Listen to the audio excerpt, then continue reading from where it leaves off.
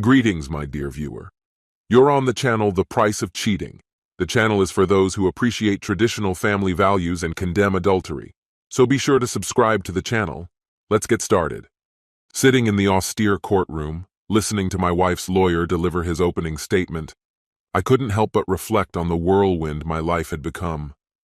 One moment, I was a genuinely happy husband, and the next, I found myself cast as an unsuspecting fool in a dramatic play I had never auditioned for.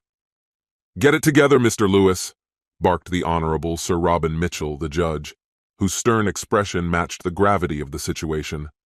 His sharp reprimand, directed at my wife's lawyer, Lewis, only reinforced my initial impression of him as an old, irritable man prone to theatrics. "The crux of the matter, Your Honor," stammered Lewis, visibly flustered, "is that if my client's husband, Adam Parker, had been more transparent with his wife, we wouldn't be in this courtroom today." "All right, counselor, but let's not stray from the issue at hand," the judge responded with a note of irritation. Lewis seized the opportunity to frame my wife's infidelity as a consequence of my alleged shortcomings. I dismissed him, my thoughts drifting back to that fateful day, the day that shattered my world. I had a series of meetings scheduled, but none seemed important in the shadow of what my boss was about to reveal. "Good God, Mike," he muttered, as I settled into the chair opposite him, his voice tinged with disappointment. "Are you blind? Do you really not see what's happening here?" I blinked, stunned by the intensity of his words. "What are you talking about, Richard?" I asked, surprised at how agitated my best friend was. The contrast between the chaos unfolding around us and the ground slipping out from under me was stark. "What have I done wrong?" I asked, a hint of trepidation creeping into my voice. "Not you," he growled, his frustration palpable. "It's your damn wife. She's at it again." My heart sank. Oh, great. "Who is it this time?" I groaned, already bracing myself. I didn't need him to explain everything. I could already feel the impending disaster. Richard had been my rock during the last betrayal, guiding me towards reconciliation with Jane while simultaneously keeping an eye on her scheming. It was clear he took this role more seriously than I did. "Bill Anderson," he said, dropping the name like a bomb. His tone was so emotionless that a chill ran down my spine. "Do you know him?" I asked, half serious. I nodded, recalling my encounters with that unbearable jerk at Jane's work parties. Tall, dark-haired, and far too smug for his own good.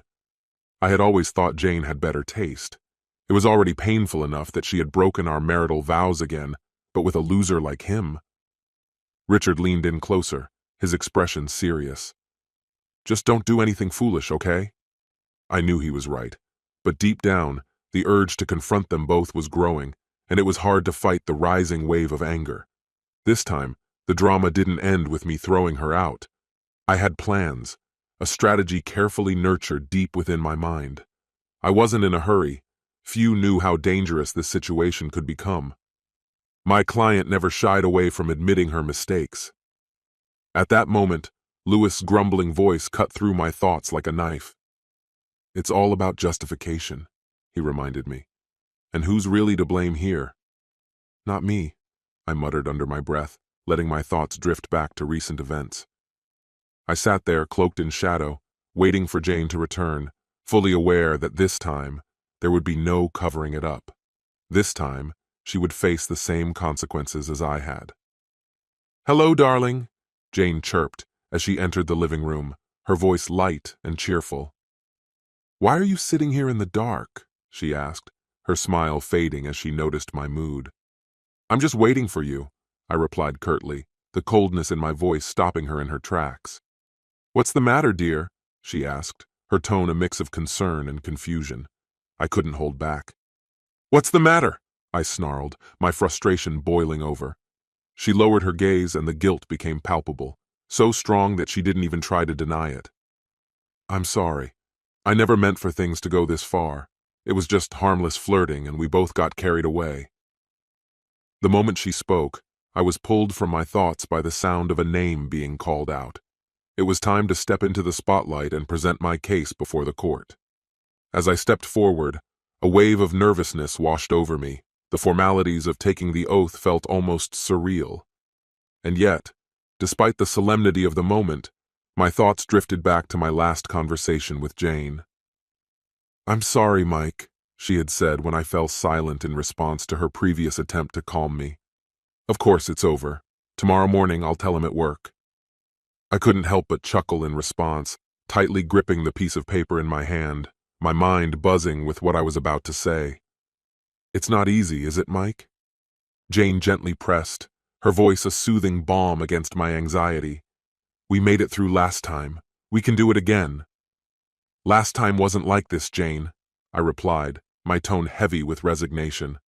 "Of course we can, darling," she countered, her smile bright but unconvincing. "I never had feelings for him. It was just physical. It meant nothing." "Unfortunately, this time it does mean something," I replied, setting the newspaper on the table between us, the tension thick in the air. "What?" she asked, looking at me with confusion. "I don't have my glasses," she admitted, squinting at the document. "No divorce? You must be joking." She didn't have time to finish before I interrupted her, my voice firm and insistent. "Medical certificate." Jane stared at the crumpled piece of paper lying in front of her, her brow furrowed in confusion. "What does this have to do with us?"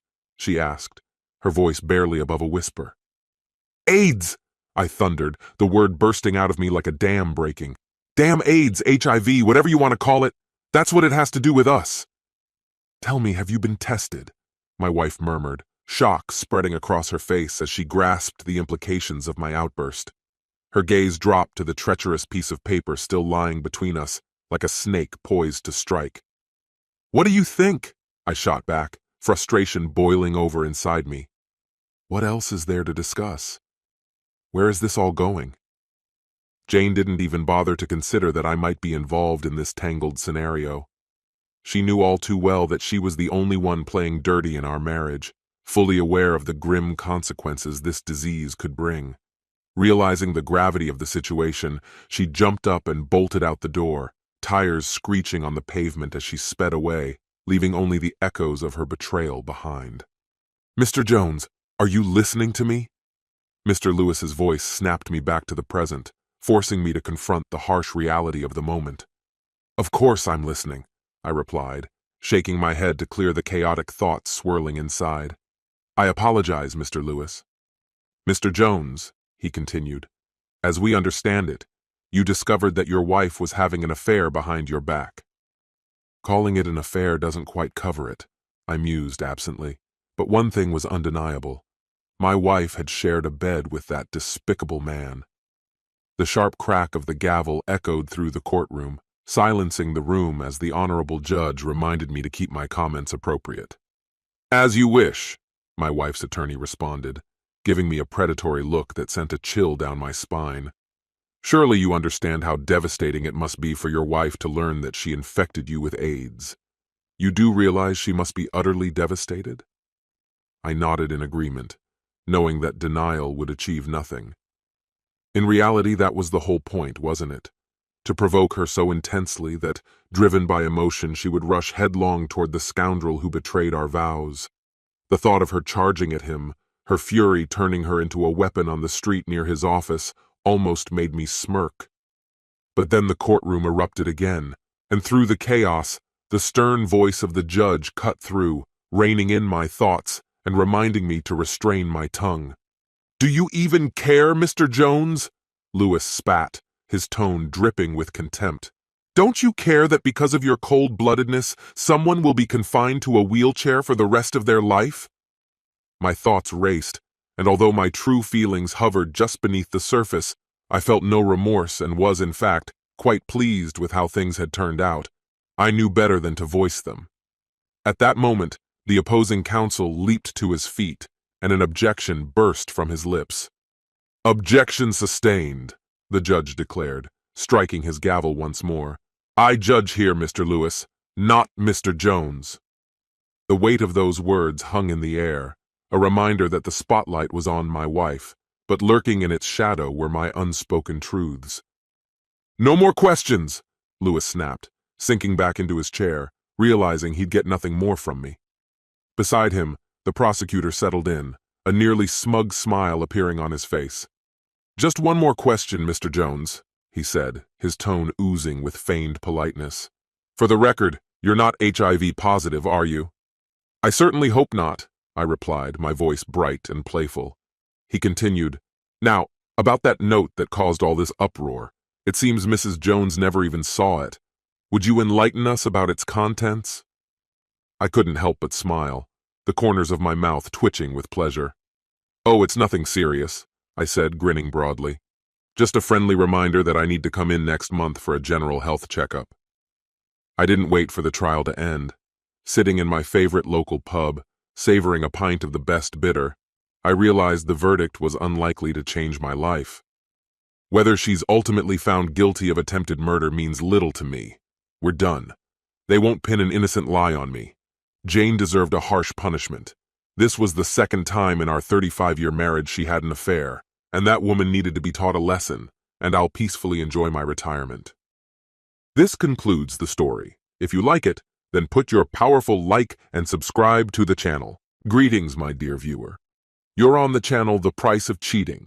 The channel is for those who appreciate traditional family values and condemn adultery. So be sure to subscribe to the channel. Let's get started. Receiving a message from Bridget, his sister-in-law Jack Thompson wasn't particularly shocked. With just a month left until the 30th anniversary of her birthday, it was no surprise that she wanted to meet, naturally without Gwen knowing. He suspected that Bridget was planning a surprise celebration for Gwen and that he was likely being roped in to help. As soon as Jack stepped into the cozy cafe Bridget had chosen, he immediately sensed that something was wrong. Bridget's embrace, usually warm and familiar, was tense, and her expression bore a heaviness that didn't match the occasion. They settled in a secluded corner with their drinks, and Bridget wasted no time. Her voice was a mixture of anxiety and determination. Jack, I need to talk to you about something important, she began, averting her eyes.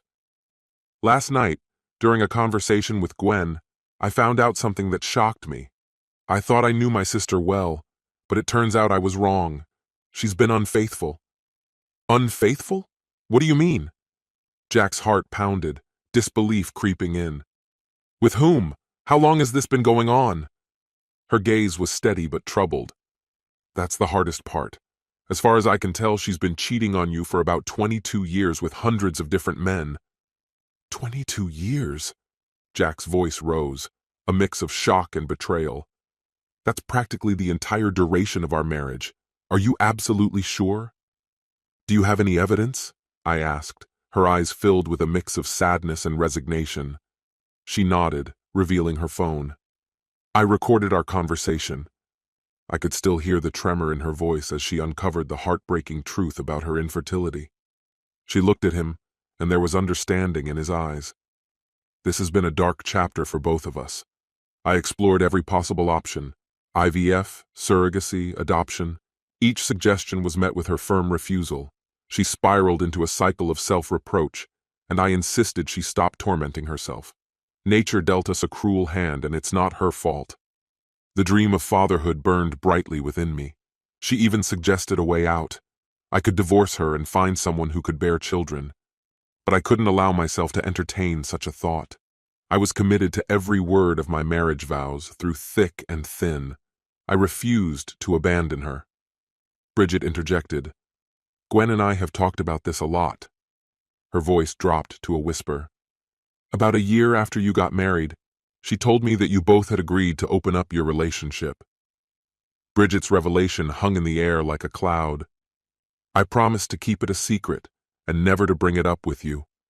She knew that the idea would make you uncomfortable, especially around family and friends. Jack shook his head, confusion etched across his face. There was never such an agreement between us, Bridget. This is news to me. I can't accept this. Tension mounted as each word unraveled the fabric of trust and understanding we had built. The evening took a drastic turn, and I realized that the truth could destroy even the strongest bonds. Clenching her fingers, she grabbed his hand. I can feel the weight of our argument from yesterday hanging in the air. The details of our fight have faded, lost in the chaos of emotions, but her words still echoed in my mind. She blamed me for some long-harbored resentment. Then, shockingly, She unleashed a torrent of confessions, bragging about a deception that had lasted for 29 years. With a twisted sense of pride, she recounted how week after week she had used the cover of our girls' nights out to seduce other men. "You were nothing but her ignorant cuckold," she claimed, a cruel smirk playing on her lips. I felt a knot tighten in my stomach, and trying to regain my composure, I pulled out my phone to record the rest of her tirade. Jack sat at the table, utterly devastated, wiping his eyes with a napkin, each dab a painful reminder of the betrayal that he had never seen coming. How could she reject the love I gave her, the commitments I upheld?